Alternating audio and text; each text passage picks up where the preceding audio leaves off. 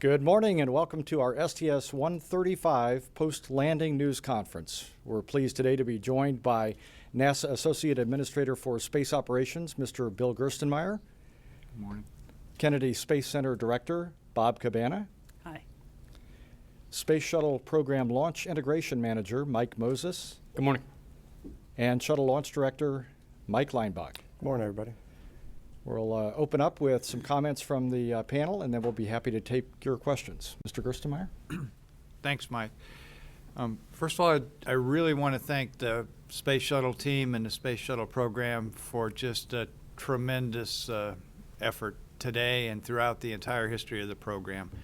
I can't say enough about the team and how great a job they've done. We gave them a tremendous challenge to fly and execute these missions and to finish strong, and I can tell you today the team accomplished every one of those objectives, and they just did a tremendous job. When we walked out on the runway and we looked underneath the vehicle, it was one of the cleaner vehicles I've seen. The bottom of the vehicle looked excellent. The entire mission was very smooth. A tremendous amount of cargo was transferred back and forth between the station and the shuttle. All that went tremendously smoothly. Everything worked just flawlessly, just like it should on every mission. So with all the distractions and the problems of uncertainty of where the future was going and things, the team stayed focused. They did exactly what they needed to go do, and they really delivered a quality end to the program. So I want to, again, thank the team for that. I'd also like to thank the nation for allowing us to have these 30 years to go use this shuttle system. This is a tremendous vehicle. As I stood out on the runway and stared at it, I looked at this winged vehicle and I thought about all the systems and when they were designed back in the 70s. And it was a true marvel looking at that machine sitting on the runway. It really allowed us to do amazing things, and it's going to continue to allow us to do amazing things in the future. And that's the next steps. The next steps are the space station.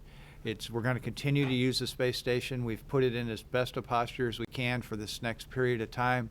We'll see the new commercial cargo providers come online late this year and the beginning of next year.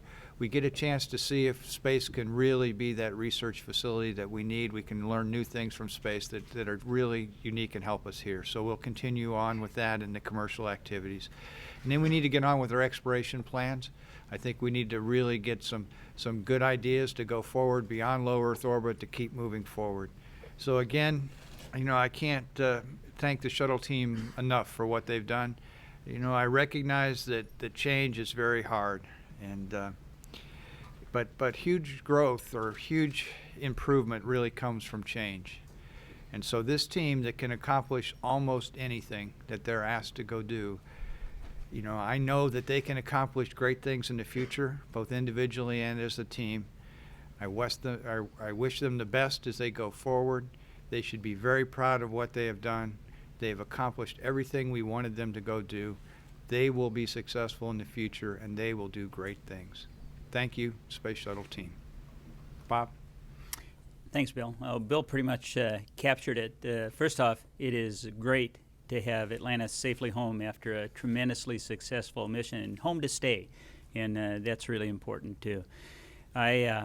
I just can't say enough good things about the processing team here at KSC and how they've performed these last few flights.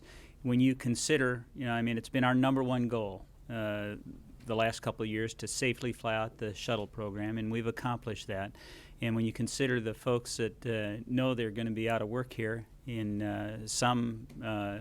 tomorrow is their last day, and they've performed flawlessly right up to the very end with high morale and dedicated to what they're doing. And that's the kind of workers we've got here at KSC. And I have extreme pride in each and every one of them, and I'm just really pleased. I'm proud to be part of the program at this point in history. As Bill said, we've achieved that goal now. We have safely flown out the shuttle, and we're gonna take pride in that today. We're gonna celebrate. We've got a team event going on outside the OPF as we tow Atlantis back. We're gonna pause for a little bit, allow folks to get pictures with the vehicle in the background, and celebrate what we have accomplished these past 30 years with the Space Shuttle program, and specifically with this last mission. But when that's complete, then it's time to move on and focus to the future. And as Bill said, you can't continue to do the same things and expect to do something else that's better. You have to have change. And in the austere budget times that we have, we cannot afford to continue to fly the space shuttle and still work on those future programs. So now we're going to take this extremely talented and dedicated team that we have across the agency that has been focused on the space shuttle program, and we're going to focus a lot of energy on enabling that future for KSC, for NASA, and our nation. And we will enable commercial space to get our crews to and from the space station. And we're going to work on that heavy lift vehicle that's going to allow us to explore beyond our home planet. And as you all know, the multi-purpose crew vehicle was named Orion. The first hardware for the test vehicle arrives here at the Cape later this year to be processed over in the ONC High Bay. So we're going to focus on what we need to do to prepare the launch site, the facilities here, to make it a multi-user spaceport, to enable commercial space, and to get us that big rocket that allows us to go exploring as we move beyond our home planet. So I think today's a great day to celebrate. There's a lot of emotions, highs and lows, as we give hugs and say goodbyes, but also take pride in what we've accomplished. And it's pretty amazing when you look back on it. Thanks. Thanks, Bob. Let's see. Boy, it's been a heck of a day. And a heck of a program. I personally, same kind of sentiments. Unbelievably proud to be here representing the Space Shuttle program and the thousands of people across the country that do the work. The Kennedy teams do an amazing job. You saw this vehicle performed almost flawlessly. Hardly any issues to talk about at all. Really let us focus on the mission of stocking up the station for the future. The teams back at Johnson Space Center in Houston, the mission control team, is world class. There is none better for executing a mission and flying the plan. The lead flight directors and the ascent entry flight directors really lead an amazing team of folks back there. In addition to all the station support controllers and the rest of the engineering staff at Johnson Space Center, and then our friends up at Marshall Space Flight Center put together a truly awesome set of propulsion hardware to get us into orbit every time. That's worked flawlessly and has been doing just fantastic here in the home stretch. Allowing us to really do exactly what we've all been talking about, which is finishing strong and keeping on the target. When you look back, the shuttle program's racked up quite a history. I was just doing a little quick math. We did 1,300 days in orbit. If you think about that for all the vehicles in the fleet, that's about 43 months of time up in space. It's nothing compared to the time that the space station's clocking up, but for a vehicle built 30 years ago whose purpose was to build the space station, it's quite a feat. And that station itself is impressive. You guys saw the station. Hopefully, you got to see the station fly by about 10 minutes before landing. I don't know how much we owe the station program for doing that, but man, it was picture perfect. I couldn't have thought of anything better to do than to have that go by just before we had touchdown. Hearing the sonic booms as Atlantis came home for the last time really made it drive home to me that this has been a heck of a program. And again, I just can't even begin to put into words my feelings. They all kind of culminated there. Right now, I don't feel too much other than just a little bit hungry, a little bit tired. But it's been a nice ride, and I don't think I can say anything else without blabbering on. So I'm just going to pass it on to Mike. Okay, thanks, Mike. I have two statements I'd like to make. One is to thank the workforce here at the Kennedy Space Center. I've worked here all my career, 27 years, and you get to know the folks here and you get to love them all. And those folks out on the runway today were doing the job today just like they've done every other landing, and it was just a marvel to see. I know I'm sounding like a broken record here, but these feelings from myself and from the other guys up here are true feelings that the workers out here and across the country in the Space Shuttle program have dedicated their lives, their hearts, and their souls to this program. And I couldn't be more proud of them and to call them my friends and to wish them well. Second, I'd like to thank you all, members of the press, for the years of service.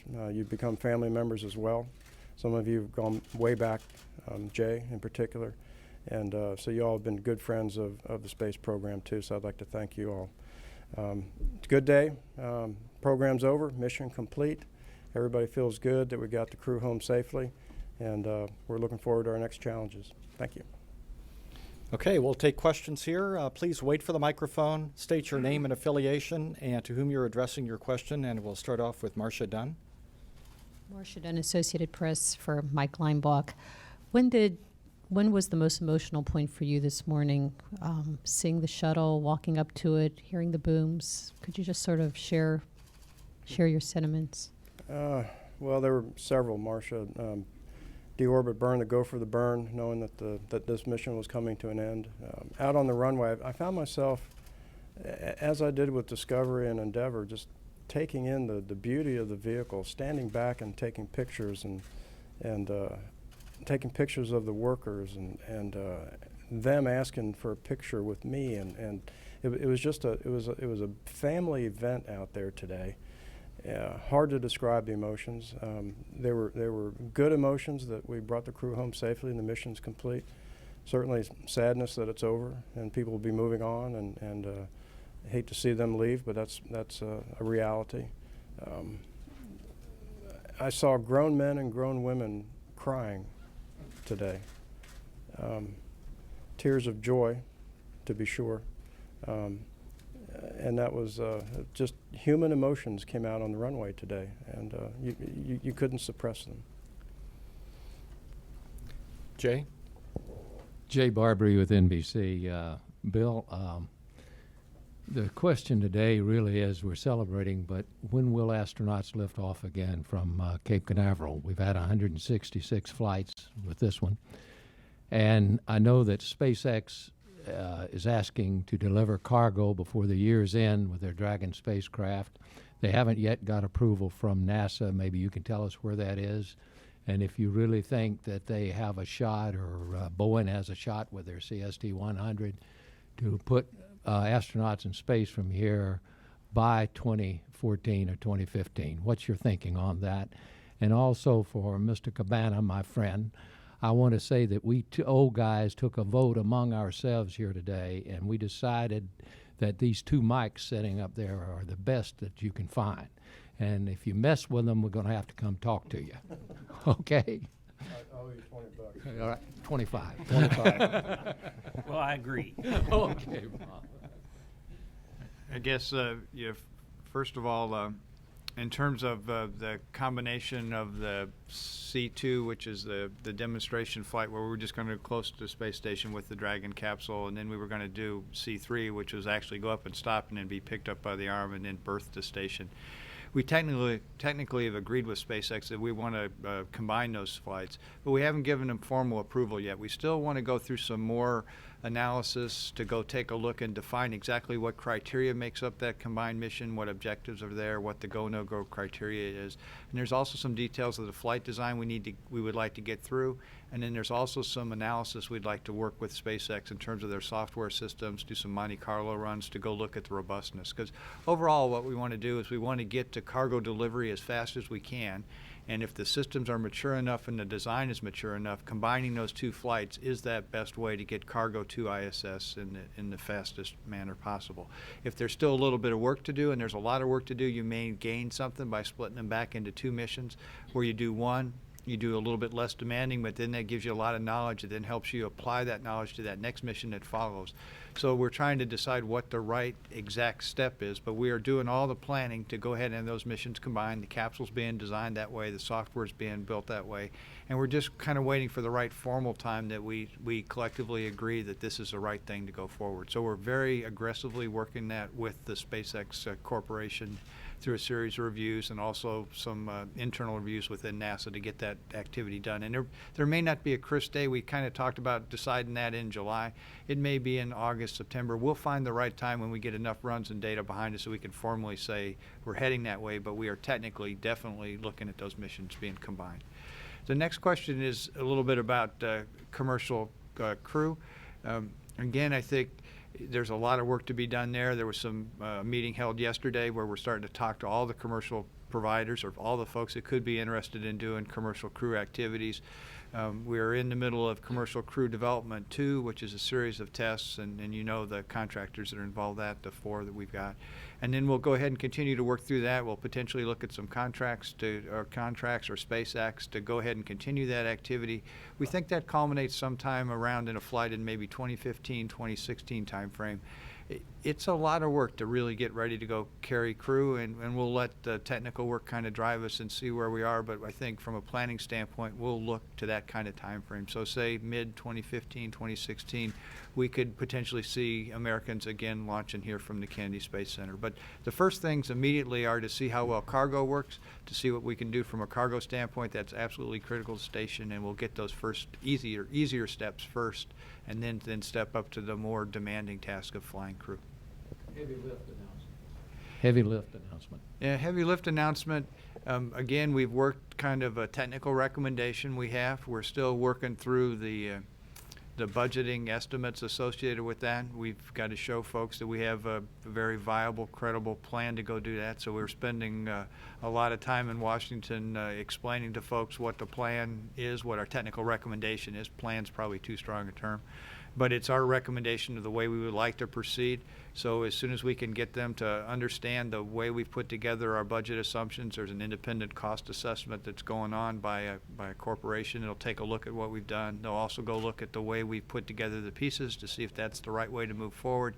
And maybe in the August time frame, that activity is complete, and then we're ready to go talk about more formally what's going to be there for heavy lift. But we've got a pretty strong technical recommendation. We know what we want to go do. We think we've got features in there that are really beneficial to us overall to keep us moving forward, but we want others to review that to make sure that it is right before we officially announce it. August. I don't know. Okay. Clara.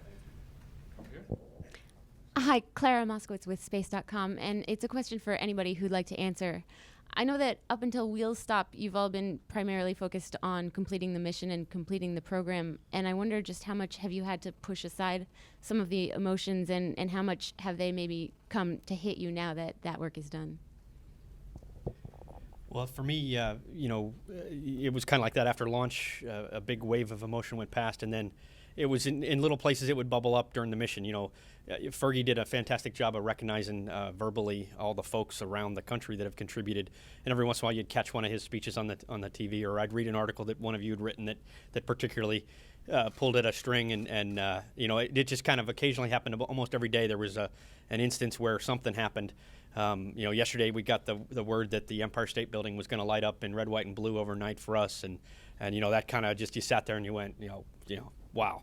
So it's kind of just been going on constantly, and today, having the mission focus part of today pushed it back down again. I suspect by the time I get back home, it'll probably come back up again. But for now, it's still that mission focus, getting the crew home today, and that went really well. Looking forward to being able to go out to the OPF and hang out with all my friends down here that I've made at the Kennedy Space Center, and just kind of wish them well. They're a big number of them are heading out the door tomorrow, and so it's just I think it's gonna keep going for a while, the emotions. We'll do one more question on this side of the room, and then we'll come over here, and then we'll catch the next row here. Did anyone else want to respond to that? Okay, sorry. Go ahead. Hi, good afternoon. Francisco Villalobos from Noticieros Televisa Mexico, and the question is for Mr. Cabanas, a two-part question. But first of all, thank you for your hospitality on behalf of all the Spanish-speaking Hispanic reporters that we were here. Your staff and your crew and everybody here in the center has treated us tremendously, and we appreciate for your hospitality, sir. Mexico and a lot of countries in Latin America are starting to have space agencies of their own. Mexico in the Yucatan Peninsula has a very privileged spot, similar to Cape Canaveral, where perhaps NASA could exploit the possible launching site. And as the future changes, as NASA is entering this new era of more international cooperation, perhaps commercial launching, I was wondering if Mexico is one of your perhaps target areas, and when perhaps, if it's so, when would you see launching site that you guys may use in the future? That's one part. And the second part of the question is that there's a gap that obviously is between launch vehicles, space vehicles, that we have that we didn't have when the Apollo ended in '72, and at the same time the shuttle was approved. And Do you believe, or do you think, sir, that the NASA could have been a little bit more assertive, perhaps, with Congress when it comes to negotiating the budget, or a little bit more assertive or aggressive with them to show the importance of funding the world's most important space agency, sir? Well, let's see. First off, the Kennedy Space Center doesn't make international agreements, and any work that would be done with other partner nations or international operations comes out of headquarters. So I wouldn't be involved. From a point of view of gaps, if you look back, yes, we were going to build Shuttle. Originally, we flew we ended up flying in 1981. We were scheduled to fly in 78. There was a 3-year slip there. We flew the last Apollo-Soyuz test flight in 75. So, there was a 6-year gap between when we last flew and we flew on the shuttle. When you say we don't have a vehicle to go fly on, I know of 4 vehicles that are competing right now, trying to be designed to fly Americans in space. And some are further along than others, getting to critical design reviews. So I believe we do have a plan to get folks to low Earth orbit. We just got to make sure that we enable it and make it happen. From a heavy lift point of view, we've defined the Orion spacecraft as our multi-purpose crew vehicle, and we are building that, and it's very far along in its testing. So I think we have the vehicles more or less defined. What we now have to do is follow through on our plan and make it work to get them flying. Here in the front row.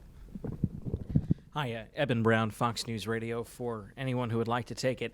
If someone came to you in April of '81 and said, you're going to fly these things for 30 years, and in the process you were going to go hang out at the Mir space station, you were going to launch an amazing space telescope, and then you were going to build this behemoth of a space station, would you tell them that they were crazy? Or did you think that, no, that's what we're going to do? Well, I'll answer that part way. I think back then that folks had great visions for the space shuttle. And I think a space station was part of those visions. That was the main reason for having a space shuttle, was to go to a space station. It just took us a while. I mean, if you look back on, Space Station Freedom, where we were, they were looking at a space station in 1984. It just took us a while to get the final design and get where we needed to go. The Russian cooperation part, that might have been a little bit different in 1981. But again, it shows how things change and how valuable the space shuttle is. When you look at the American United States Astronaut Corps pre-shuttle and look at it post-shuttle. Look at the diversity that we have. The shuttle did that. The international partners that we've flown, that happened because of the shuttle. So, it's pretty amazing. So I think folks had great vision for the shuttle. It's what it was designed to do, and I think it performed its mission extremely well when you look at that International Space Station on orbit. And Evan, Bob said it exactly right, but there were those moments. Those are some of my most cherished ones back in mission control, where you'd sit there and you'd be handed a mission and a bunch of payloads, and you'd look at it and you go, we're going to do what? And we're going to put this 100-foot boom over the side of the orbiter with a radar antenna on the end of it, and then we have to do RCS burns in the middle of it, and it's going to wing around like a fishing rod. But just like a fishing rod, we'll time it just right so that we don't snap it in half. And you see, we're going to do what? And it went perfect, and we got one of the highest resolution radar maps of the Earth on that space radar mapping mission. But that was the challenges, and that was the fun and excitement of this program. Is around the corner there was always something new and different and new challenge, and you'd incorporate some new activity, some new payload.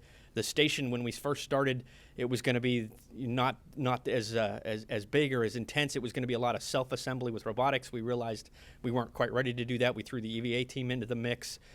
Just everything we've learned every day that this program's been in existence has been amazing. I think the vision was there at the beginning, but I think those folks would look at what we did now and be really proud of just how mature that vision became. And a lot of it, real quick, it's not the hardware, and a lot of times things don't get used for what they were designed to do, but it's the ingenuity of the people in the team that are able to take something and make it happen maybe different from what was intended. Or when we ran into problems, look at all the problems we ran into with the space shuttle, and how we solved them, on orbit, rescuing satellites and so on. And it's a team.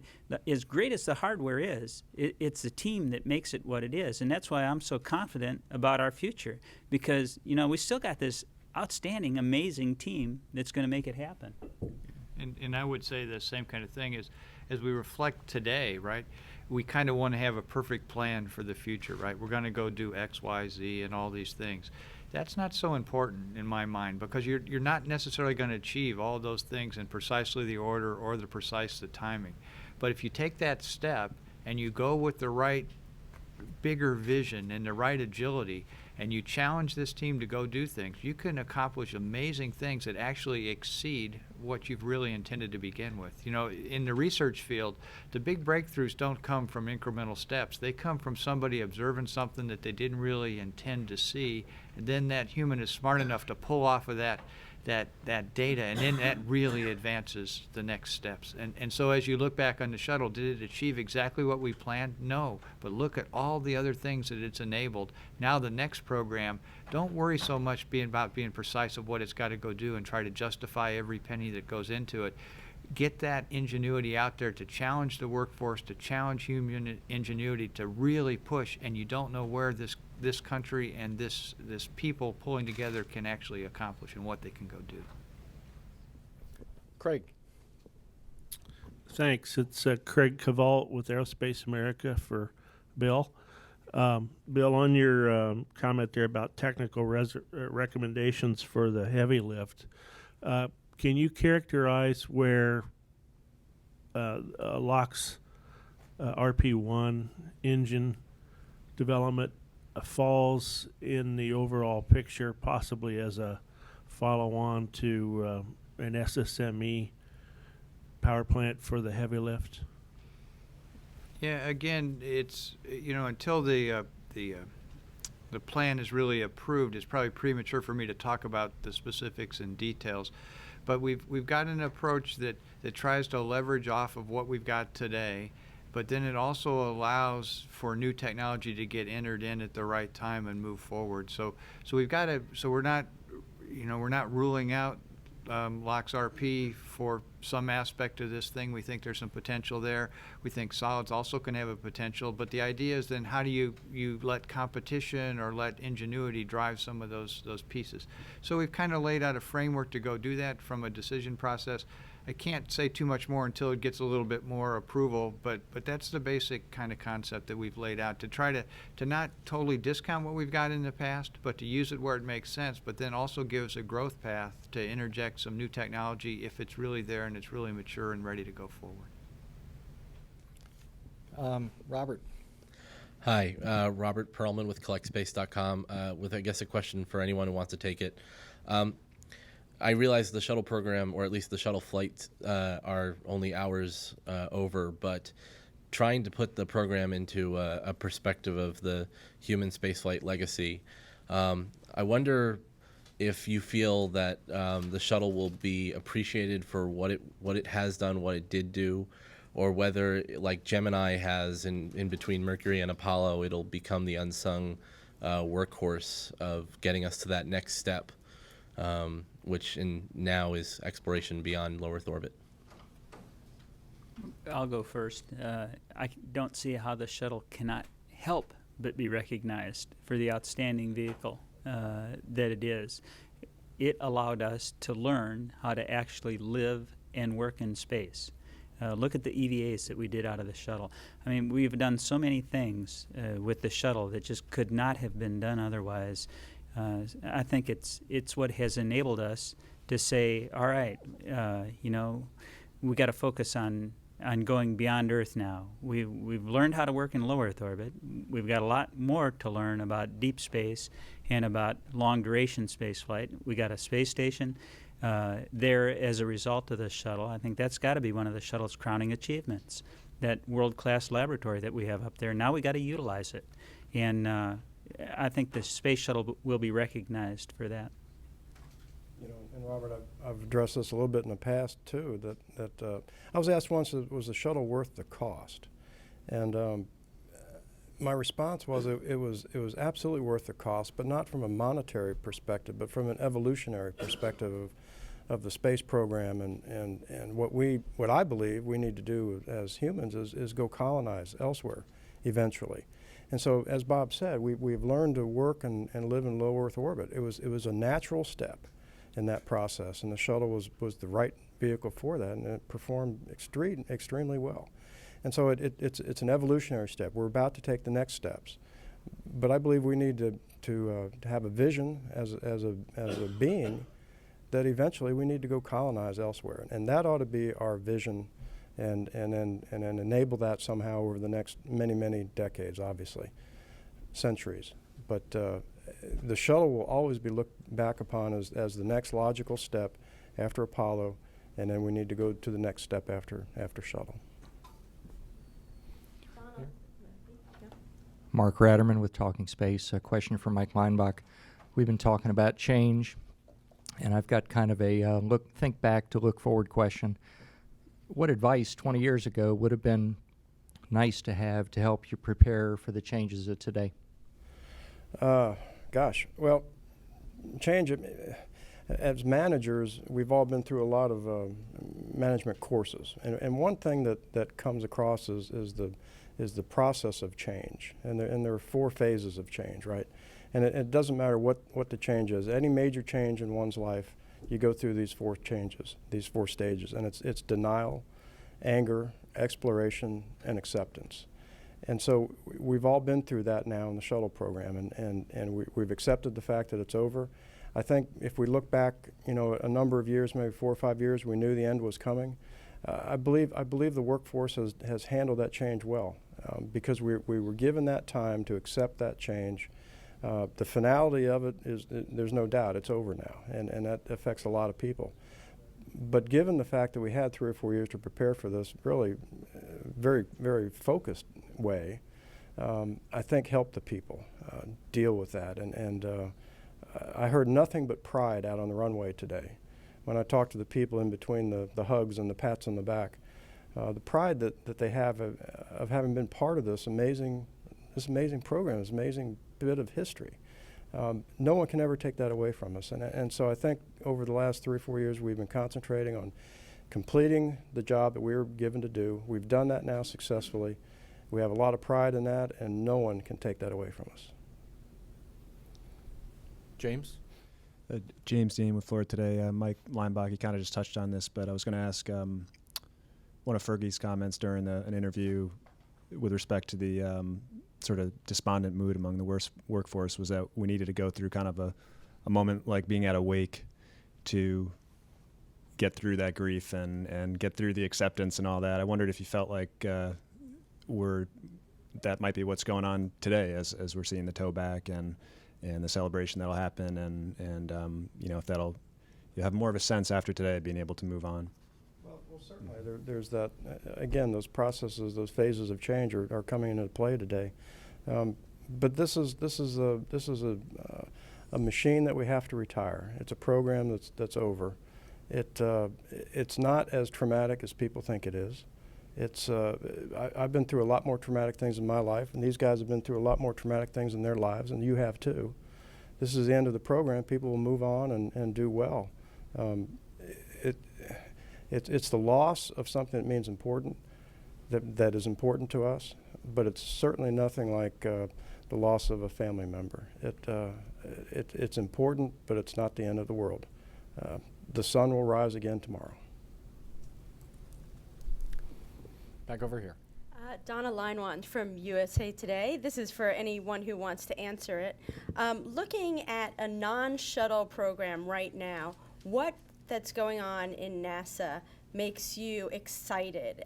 What do you think that the general public should be interested in when they look at NASA programs until you start going to Mars? I'll jump in real quick, and somebody else can add more. And we got 3 awesome science missions coming up here. Juno, August 5th, Grail to the moon. And I was over in the PHSF yesterday looking at the Mars Science Lab, the rover, going through its final testing before it all gets packed up to send something the size of a car to the surface of Mars to explore for at least 2 years.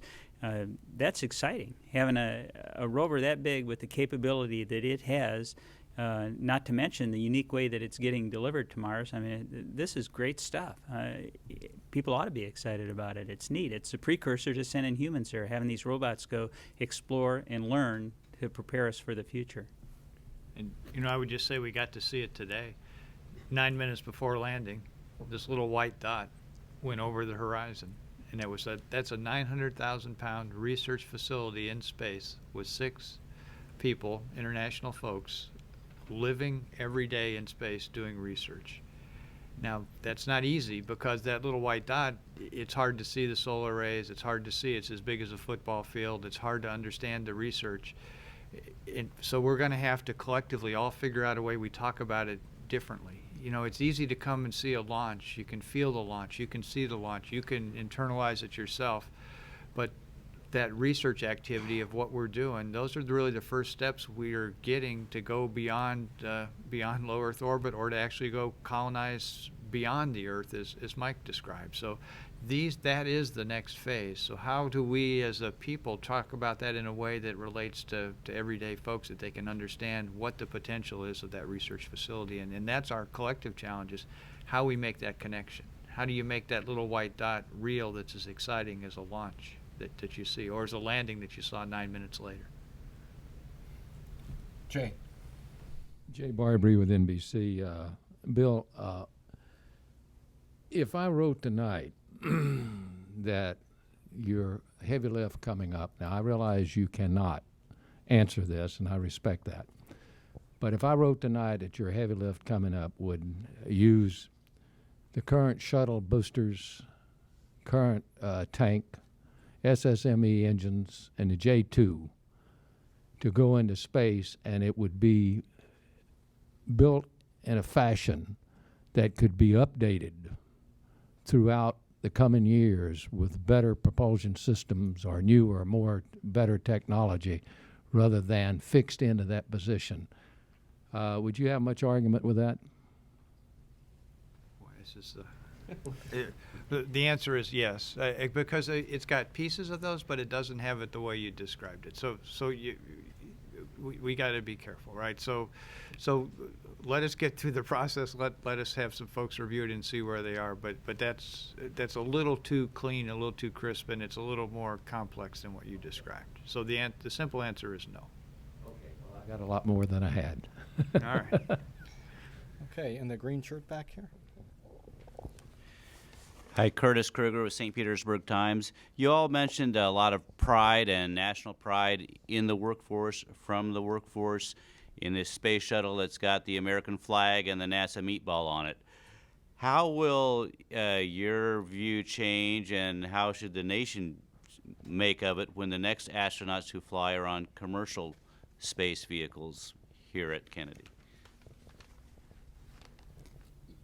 Well, I'm assuming those commercial vehicles are built here in the United States. They're still going to have an American flag, and they'll be supporting NASA missions. I think they ought to take great pride that we're expanding the envelope and trying to open up space to everyone. It's going to take a lot of work, and it's not going to happen overnight, but they're American rockets and American spacecraft taking American crews to space, so they ought to have a lot of pride in that. We'll wrap it up with a question from Robert Perlman. Hi, Robert Perlman with CollectSpace.com with a question for Mike Leinbach. I asked some of the other shuttle team members this question back in Houston. There is one more shuttle still flying, albeit it's quite small, the shuttle model that was left on the International Space Station that you and others signed. Can you share what it means, what the crew call the monument means to you, and your role of having the signature on it? Well, see, I was completely honored to be asked to sign that, and I remember when I signed it, I told John Shannon I'm signing on behalf of the launch team and the processing teams here at the Kennedy Space Center. So, a little bit of everyone is on that signature up there, and that means a lot. You know, it's a tangible thing that we can go retrieve one day and look back on the shuttle program. There's a little bit of everybody on the space station right now. Feels good. All right, well, we are going to close things. Atlantis is being towed back to the orbiter processing facility as we speak, and in about an hour there will be an employee appreciation event, the beginning of which you'll get to watch live on NASA television with Mr. Cabana and NASA Administrator Charles Bolden. That'll be the next Kennedy activity on NASA television. So once again, thank you very much for coming, and have a great day.